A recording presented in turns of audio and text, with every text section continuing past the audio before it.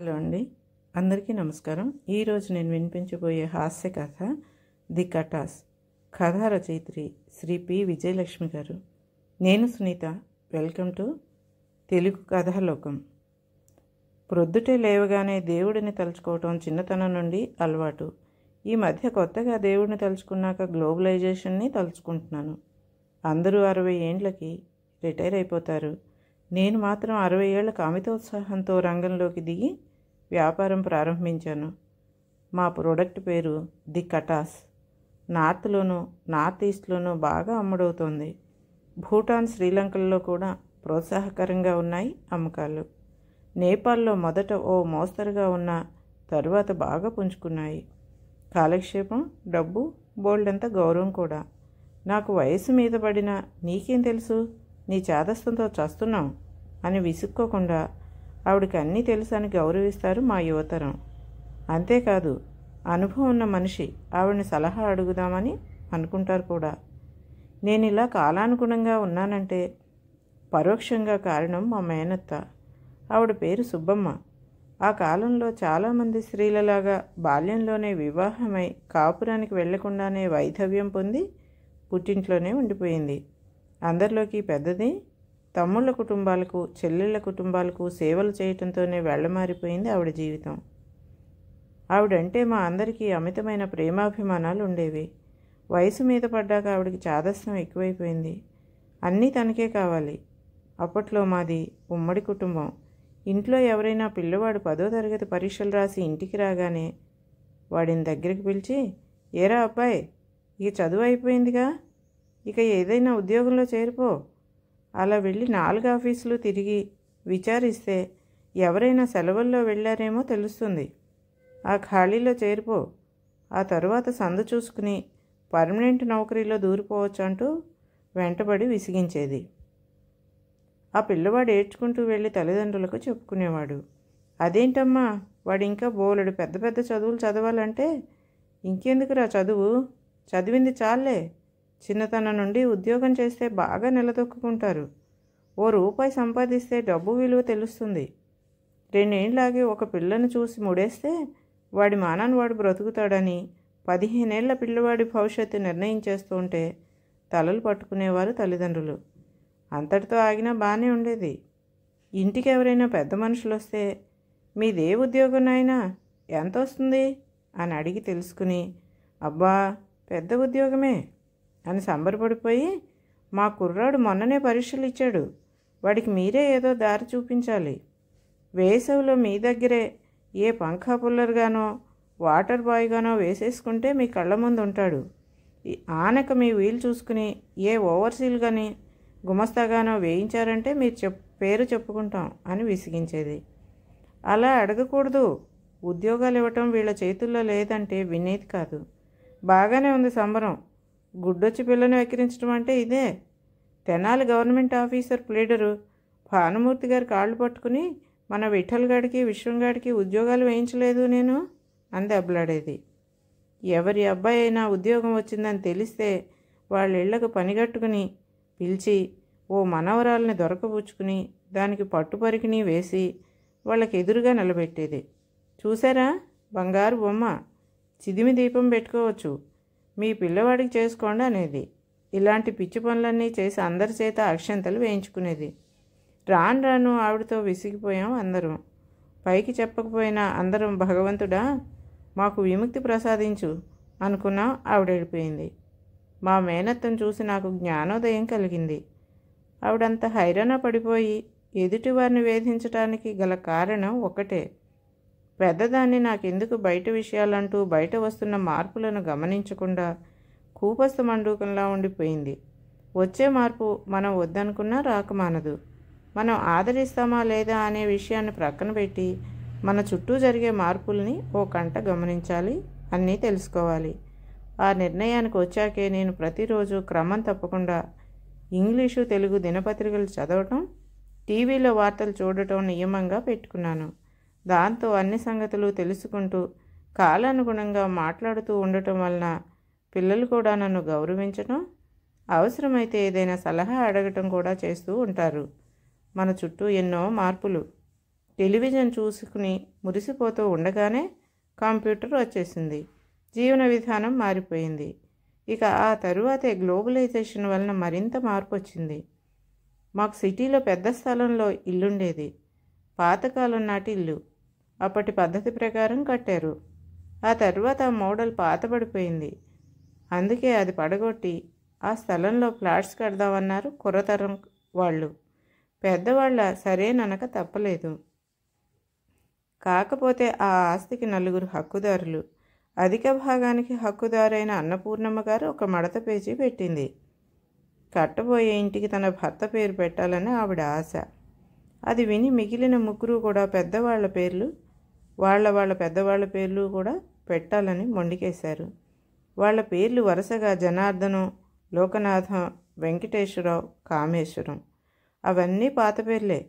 ఆ పేర్లతో జనార్దన నిలయమనో వెంకటేశ్వర సదనం అనో పేరు పెడితే ఇంకా ఇంత లక్షణంగా ఉంది, బిల్డింగ్ ఇంకెంత లక్షణంగా ఉంటుందో అని ఎవరూ రారు కొనుక్కునేందుకు. ఆ తర్వాత మనం మార్బుల్ ఫ్లోర్ వేయించాము, మాడ్యులర్ కిచెన్ పెట్టిస్తామని నెత్తి నోరు బాదుకున్న ఫలితం ఉండదంటాడు బిల్డర్. పాపం అతని వాదనలోనూ బలం ఉంది. డ్రీమ్ హైట్స్, గ్లోరీ కార్నర్స్ అంటూ ఇళ్లకు అధునాతమైన పేర్లు పెడుతూ ఉంటే పాత చింతకాయ పేర్లు పెడితే ఎలా? అలా అని పెద్దవాళ్ల బాధలోనూ కారణం కాదనలేం. పాపం కష్టపడి సంపాదించారు. ఆ ఇల్లు పోతే పోయింది, వాళ్ల పేరైనా ఉండాలని వారి తపన. అందుకే ఆలోచించి నేను ఒక పేరు నిర్ణయించాను. జలోవెకా హోమ్స్ అని పేరు పెట్టాను. అటు బిల్డరు సంతోషించాడు, పెద్దవాళ్ళు తృప్తిపడ్డారు. మొత్తం 40 ఫ్లాట్లలో 20 మా దాయాదులవే. మిగిలిన 20 వేడివేడి పచ్చిమిరపకాయ బజ్జీల్లాగా అమ్ముడుపోయాయి. అందరూ నన్ను మరోసారి మెచ్చుకున్నారు. గతంలో విదేశాలకు వెళ్ళిన బంధువులు ఏ రేడియోనో వాచీనో తెచ్చిస్తే 4 ఆడపిల్లల తర్వాత పుట్టిన మగపిల్లాడిని చూసుకున్నట్లు అపురూపంగా చూసుకునేవారు. గ్లోబలైజేషన్ పుణ్యమా అని హద్దులన్నీ చెరిగిపోయాయి. అమెరికాలో ఉన్న పిల్లలు మనకంటే ముందే తెలుగు సినిమాలు చూసేసి చూడమనో వద్దనో మనకు సలహాలు ఇస్తున్నారు. ఆత్రేయపురం పూతరేకులు, కాకినాడ కాజాలు, బందరు లడ్డూలు కొనేసుకుని తినేస్తున్నారు. నాణ్యమైన జీడిపప్పు కావాలంటే ఇండియాలో దొరకదు. అమెరికా వెళ్ళినప్పుడు అక్కడి నుండి తెచ్చుకుంటే ఢోకా ఉండదు. మనం మాత్రం తీసిపోయామా? మన మొక్కజొన్న కంకి ఎండకి ఎండుతూ వానకి తడుస్తూ రోడ్డు మీదే ఉండిపోయింది. అమెరికన్ స్వీట్ కార్న్ మాత్రం అందరం ఎక్కి కూర్చుంది. ఏ పళ్ళ దుకాణంలో చూసినా స్వదేశీ రకాలు తక్కువ, విదేశీ రకాలు ఎక్కువ. దిబ్బరొట్టె గారెముక్క చేసి పెడదాం తినండిరా అంటే పిల్లవేధవులు మనం కొట్టి చంపేస్తున్నట్లు ఏడిచి గోల చేసి బయటికి వెళ్ళి పిజ్జాలు, బర్గర్లు కొనుక్కుని తింటారు.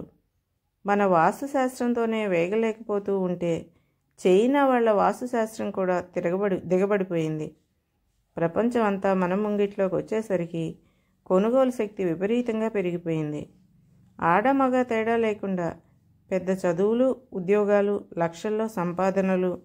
అయినా అంతా హుళక్కే. ఆదాయం 6, వ్యయం 16 అన్నట్లుంటుంది వీళ్ళ వ్యవహారం. ఉంటే ఆఫీస్లో ఉంటారు, లేకపోతే కొంటూనో తింటూనో బజార్లో ఉంటారు. డబ్బు అయిపోతే ఎలా బ్రతుకుతాం అనే సమస్య లేదు. ఉండే ఇల్లు అప్పే, తిరిగే కారు అప్పే, తినే తిండి, కట్టే బట్ట, రోగం వస్తే వైద్యం అన్నీ అప్పే. గతంలో అప్పు చేస్తే తప్పు చేసినట్లు సిగ్గుపడిపోయేవారు. ఇప్పుడు ఎంత అప్పు చేస్తే అంత గొప్ప. అలా అప్పులు చేసే గొప్పవాళ్లను గాలించి పట్టుకుని నీ కాళ్ళు పట్టుకుంటాం, పనిలో పనిగా మా దగ్గర కూడా అప్పు తీసుకో అని వెంటబడి మరీ అప్పులు ఇస్తారు అభినవ కాబూలీ వాళ్ళలు. ఇంద్రభవనం లాంటి షాపింగ్ మాల్స్ ఊరంతా వెలిశాయి. కొనకపోయినా షాపింగ్ మాల్స్లో తిరగటం అంటే నాకు చాలా సరదా. బోలెడంత కాలక్షేపం. గంటసేపు షాప్లో తిరిగి అన్నీ చూసి ఏమీ కొనకుండా వచ్చేసినా ఎవ్వరేమనరు. మనకు బోలెడని విషయాలు తెలుస్తాయి. పిల్లలు ఏ షర్టో తెచ్చి, అమ్మా 50% సేల్లో ఇది కొనుక్కున్నాం, ఖరీదు 1800 అంటే ఢామ్మని కింద పడకుండా, అవునులే మరి మంచి ఇంటర్నేషనల్ బ్రాండెడ్ కంపెనీ షర్ట్ కదా, ఆ మాత్రం ఉంటుందని సంతోషిస్తారు. మా ఇంటి చుట్టూరు 1/2 డజను పెద్ద కంపెనీ కూరల షాపులు వెలిశాయి. అలవాటు ప్రకారం సరదా కొద్దీ ఎయిర్ కండిషన్డ్ కూరల షాప్కి వెళ్ళాక నా కళ్ళని నేనే నమ్మలేకపోయాను. ఇంత అందంగా ఉంది ఆ వాతావరణం, ఆ అమెరికాను. మా పిల్లల్ని చారులో కొత్తిమీర కొనుక్కురండర్రా అని పంపిస్తే గంట తర్వాత 782 రూపాయల బిల్లుతో ఎందుకు వస్తారో ఆ షాపులు చూశాకే అర్థమైంది. అక్కడ దొరకని వస్తువు లేదు. కూల్ డ్రింకులు, కేకులు, నోరూరిస్తూ బారులు తీరున్నాయి. కూరలు కూడా వంకాయ రంగులో ఉండే క్యాబేజీ, ఆకుపచ్చని క్యాలీఫ్లవరు, ఎర్రని సిమ్లా మిర్చి మతి పోగొట్టేలా ఉన్నాయి. క్యాక్సీనియా అంటే దొండకాయ, కాలకేషియా అంటే చామదుంప అని తెలుసుకున్నాక భలే సరదా కలిగింది. పిచ్చిమోహాలు, మన కూరలకు కూడా ఇంత గొప్ప పేర్లున్నాయి కదా అని గర్వంతో మనసు ఉప్పొంగింది. ఆ తర్వాత అవసరం ఉన్నా లేకపోయినా, కొన్నా కొనకపోయినా అలా నడుచుకుంటూ వెళ్ళి ఆ కూరగాయల మయసభలో కాసేపు తిరిగి రావడం అలవాటయింది. ఓ రోజు హఠాత్తుగా ఒక అరలో ప్రత్యక్షం అయ్యాయి కూరగాయల ముక్కలు. Vegetable biryani packet, sambar packet అంటూ విడివిడిగా ఉన్నాయి. 4 గుమ్మడికాయ ముక్కలు, 4 సొరకాయ ముక్కలు, 4 మునక్కాడ ముక్కలు, గుప్పడి చిన్నుల్లిపాయలు సర్ది ప్యాకెట్లో పెట్టారు. సాంబార్కి అన్నీ విడివిడిగా కొని సగం వండి సగం ఎండబెట్టే బదులు ఎంతో వెసులుబాటుగా ఉంది ఈ పద్ధతి. ఆ పని ఆలోచన ఎవరికి వచ్చిందో వాళ్ళు కనపడితే చెయ్యెత్తి దండం పెట్టాలనిపించింది. ఏమిటి మాయ? కాదేది అమ్మకానికి అనర్హం. ఒండ్రు మట్టి, ఉసిరిపొడి, అల్లం పేస్ట్, అట్ల పిండి ఒకటేంటి? ఉపాయం ఉండి జనం దృష్టిలో పడగలిగితే కోటలో పాగా వేసినట్లే. నాకు ఏదైనా కొత్త పదార్థం కనిపెట్టి అమ్మాలని సరదా వేసింది. కలిసొచ్చే కాలానికి నడిచొచ్చే కొడుకు పుడతాడు అన్నట్లు మా విమల వదిన కూడా తోడైంది. ఆవిడ కోటీశ్వరరాలు. మా వదిన వాళ్లకు ఒక చిన్న పరిశ్రమ ఉంది. చిన్నపిల్లని సాకినట్లు వృద్ధిలోకి తీసుకొచ్చి పిల్లలకు అప్పగించేసింది. చేసిన నాళ్ళు చేశాను. ఇక ఇంట్లో విశ్రాంతిగా కూర్చుని భారత భాగవతాలు చదువుకుంటానని ఫ్యాక్టరీకి వెళ్ళటం మానేసింది. అలా కూర్చోవటం విసుగ్గా ఉండి అవస్థపడుతున్న తరుణంలో నా ఆలోచన ఆవిడ చెవిన వేశాను. బాగుందని మెచ్చుకుంది. తప్పకుండా చేద్దామంది. డబ్బుకు కొరత లేదు. బోలెడంత అనుభవం ఉన్న మనిషి కాబట్టి అన్ని ఏర్పాట్లు పగడ్బందీగా చేసేసింది. విజయదశమి నాడు మా ప్రోడక్ట్ని లాంచ్ చేశాం. Grand success. బాగా పోతుంది. మాకు బాగానే వస్తున్నాయి లాభాలు. ఇదే అదను. మలేషియాకి, సింగపూర్కి కూడా ఎగుమతి చేయండి అని సలహానిచ్చారు శ్రేయోభిలాషులు. దానికి వ్యాపారం బాగుంది కదా అని పెంచుకుంటూ పోతే మొదటికే మోసం రావచ్చు. ఏదైనా కొత్త వస్తువు మార్కెట్లోకి వచ్చి పేరు తెచ్చుకుంటే వెనక 10 మంది పోటీ పడతారు. మన పొరుగు దేశం వాళ్ళు ఈ రంగంలో ఆరితేరిన వాళ్ళు. రేపే పోటీకి మా కటాస్కి టకాస్ అనే పేరు మీద మేము అమ్మేదానికంటే తక్కువ ధరకే తయారు చేసి మార్కెట్లో వదిలేస్తే మేము మునిగిపోతాం. ది కటాస్కి ఈ మార్కెట్ చాలు. ఇంతకీ ది కటాస్ అంటే ఏంటో చెప్పలేదు కదూ. ఆ పళంగా తినే పదార్థాలు. ఆ మధ్యన ఒకసారి పిల్లలతో కలిసి ఓ హోటల్కి డిన్నర్కి వెళ్ళాం. దాలే దర్బారే పెహన్షా అనే ఒక మొగలాయి వంటకం పెట్టాడు ఆ హోటల్ వాడు. తీరా చూస్తే అది కలగలుపు పప్పు. నెలాఖరులో తలాకాసిని ఉన్న పప్పులన్నీ కలిపి వండేసి తిరగమత పెట్టేది మా అమ్మ. అదే ఈ దాలే దర్బారే పెహన్షా. అది చూసిన నాకు ఈ కటాస్ ఆలోచన వచ్చింది. కటాస్ ట్రెండి అంటే పులిహోర బియ్యం బరకగా పట్టించి పదునుగా ఉడకబెట్టి వార్చి చింతపండు పులుసు ఉప్పు వేసి పులిహోర పోపు వేస్తాం. ఆ పదార్థాన్ని 200 గ్రాముల చొప్పున ప్యాక్ చేయిస్తాం. ఆలోచన నాది, ఆచరణ మా వదినది. ఉష్ణోగ్రతలు పాడైపోకుండా తీసుకోవలసిన జాగ్రత్తలు వగైరా చూసేందుకు నిపుణులను నియమించింది.